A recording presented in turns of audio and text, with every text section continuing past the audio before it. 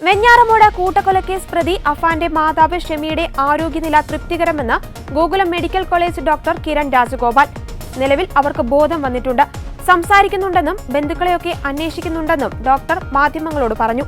അപകടനില പൂർണ്ണമായും തരണം ചെയ്തുവെന്ന് പറയാൻ പറ്റില്ലെന്നും ആരോഗ്യസ്ഥിതി മെച്ചപ്പെട്ടിട്ടുണ്ടെന്നും ഡോക്ടർ വ്യക്തമാക്കി. ഈ പറഞ്ഞ പോലെ തലച്ചോറിന് ക്ഷതം ഉള്ളപ്പോൾ ഒരു 48 മണിക്കൂറെങ്കിലും അതിനകത്ത് ഒബ്സർവേഷൻ തന്നെ വേണ്ടിവരും. അത് കഴിഞ്ഞ് തന്നെ നമുക്ക് പറയാൻ പറ്റും. ഇപ്പോൾ സ്റ്റേബിളായി തുടരുന്നുണ്ട്, ഇന്നലത്തെ പോലെ തന്നെ സ്റ്റേബിളായി തുടരുന്നുണ്ട്. അഫന്റെ മാതാവ് ഷെമിയുടെ തലച്ചോറിലെ സ്കാൻ രാവിലെ എടുത്തിരുന്നു. കഴിഞ്ഞ ദിവസത്തെ പോലെ തുടരുകയാണ്. സംസാരിക്കുന്നുണ്ട്, ബന്ധുക്കളെയൊക്കെ അന്വേഷിക്കുന്നുണ്ട്, വേദനയുള്ള കാര്യങ്ങൾ പറയുന്നുണ്ട്. ഇതേപോലെ നിരീക്ഷണത്തിൽ തുടരും.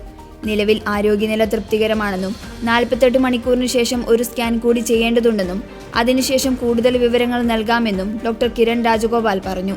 തലയിൽ മുറിവുകൾ ഉണ്ടായിരുന്നു, മുഖത്തെ എല്ലുകൾക്കും തലയോട്ടിക്കും പൊട്ടലുണ്ട്. പോലീസിനെ വിവരങ്ങൾ അറിയിച്ചിട്ടുണ്ടെന്നും അദ്ദേഹം കൂട്ടിച്ചേർത്തു. കൂട്ടക്കൊലയുമായി ബന്ധപ്പെട്ട് നിർണായക വിവരങ്ങൾ പ്രതി അഫന്റെ മാതാവ് ഷെമിയുടെ പക്കൽ നിന്ന് ലഭിക്കുമെന്ന പ്രതീക്ഷയിലാണ് അന്വേഷണ സംഘം.